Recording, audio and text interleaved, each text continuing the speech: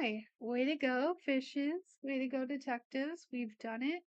Another case has rolled right through, and I have not decided what book will be next because I wanted to see if I was even going to do this. Finish it. So, if you remember last time, I used this little screen as a moment to talk about my thoughts on the book. So, I mean, I love Nancy Drew. I'll always love it. Looks like copyright from 1974. I don't know if that was when it was actually made. I'm not sure. Um, I'll say this. Um, it's cool that Nancy could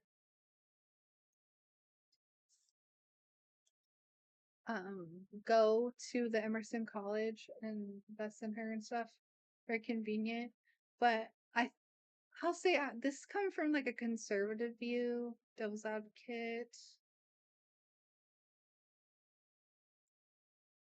But I was like, how strange that like they could just sleep at the guy's fraternity house and it's just like fine.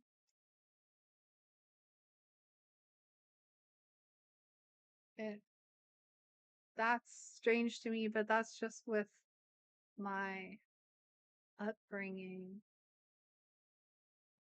So I was like, weird. It looks like Mystery of the Glowing Eye did in fact come out in 1974 on January 1st. Also, I find it interesting. It's so funny because like I like maybe they're precursing something. I've read the Nancy Drew Campus book, some of the books. But I'm not gonna say anything really here, but it's funny they always like switch between like Nancy's special friend, Nancy's boyfriend, Nancy's friend. Like even in the last chapter, they're so excited to see each other. They're hugging, they're holding hands, and then, you know, and they obviously have feelings for each other. They care so much. Ned wants her to be safe, but he also doesn't want to stop Nancy from being herself. And then, yeah, they're just like, oh, they end it. They're like, yeah, it's a friend. Um, I mean, maybe two. Nancy's about 18 in these stories, so maybe they're just going to be like, you're young, you're not quite, well, back then it was probably different, but nowadays you're not always getting married at 18. You're still exploring, and you might have that one really good, friend that you go on dates with, and there's chemistry there, but, you know, and you guys have, been like, yeah, I care about you, but like, that's where you go. Um, yeah. And you can see because Nancy was genuinely like really worried. She was having, some anxiety, some nervousness about, is he okay? Like, are we gonna find him? And also, like, we get to see more of like Nancy Drew too in a different format because usually Nancy is just like calm, cool, collected, and in here with Marty King Marty King and her dad, she's definitely more like, who is this woman? She's trying to like take over not only my mysteries, but also like, what is she doing with my dad? And I thought that was really funny at the end that he's like, yeah, so she like asked me to marry her, and I just was like, yeah, please resign. And that's is funny. But Nancy's like, okay, well, I mean, if that does come up, because, Nancy's mom has been gone for a while. I think they say she like passed away when Nancy was like 3 or 4. She was young. They never ever quite say what happened. I would think, you know, that potentially it was some sort of illness that got her, but who knows? And maybe that's the fun of the mystery too. Um, keep that going. um, but yeah, those were, I guess that was my main stuff. Like if they keep switching like between like Nancy and Ned are a thing, okay? They have been put together. But then at the same time there's other men that are like interested in Nancy. And if you've ever played the Nancy Drew games, PC games, which I find them fun, so I recommend them. You see they like to play around with that too. Ned being such a loyal friend, a devout boyfriend, and then there's some people that are like, hey, are you with someone? Um, and even sometimes you're like, oh, it's fine.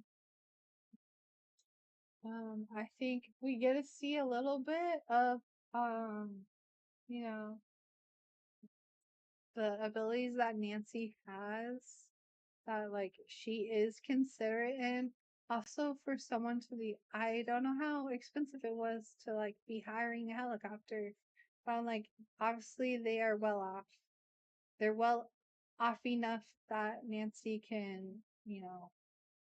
hire helicopter services and help as needed, um, to aid in her investigation. But also, like, she's seen as like an upstanding woman that, men can't help but kind of fall towards her or like have utmost respect for her.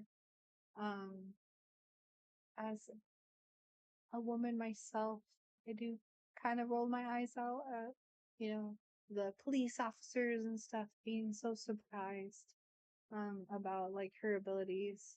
One, yeah, she is younger than you guys and she hasn't had any training. But also, are you also like, wow, you're a woman. Like, how could you get that when we were stumped and we're men? Like, you know, little playing devil's advocate again, playing siren, I guess. Playing siren, the other side of things. It was fun to get Greek mythology in there, talk about the Cyclops. It was making me think of Odysseus, and he had to deal with sirens and Circe, Circe, however, what you prefer to announce it. And it's just fun. I like reading these books because they are a relaxing book to me, but also because they're like kind of uplifting too, like a small reminder that like we're capable as women, um, and that we're our own being. So those are my main thoughts. And then, not sponsored, but I just wanted to bring out, going back to the Nancy Drew PC games. There's a popular Nancy Drew lover and Nancy Drew game YouTuber, Argo Funk, and he just created, and it just came out on Steam, using the 1930 public domain that has come out for the first 4 books, I believe, the Nancy Drew mystery books. He created a text only scenario game, of the first book, Secret of the Old Clock. It's called The Missing Will, Crowley Will. So text, and you just kind of click through it, but there are a few puzzles in there. I haven't. I just played the demo, but it was just fun nostalgia, and I think you know, going through that would be something fun for this channel because it's Nancy Drew related, and it's also like a Nancy Drew book, and maybe one day if I do play it, like I would also at another time maybe do like a play by play, where I like have the book with me. I'm like, hey, look at this. These are just thoughts. But yeah, swim over Steam and check it out. It's Nancy Drew, The Missing Crowley Will. And so with that, this concludes Mystery of the Glowing Eye. So thank you for swimming by, and I'll see you next Thursday on the next Turn the Tide Thursday. I hope that you guys have a wonderful end to your week. It's Thursday. The weekend is almost here. And if you're working over the weekend, may you be rejuvenated with the salt and the water from the ocean. And I will catch you next Thursday. Until then, Desert Mermaid out. Bye.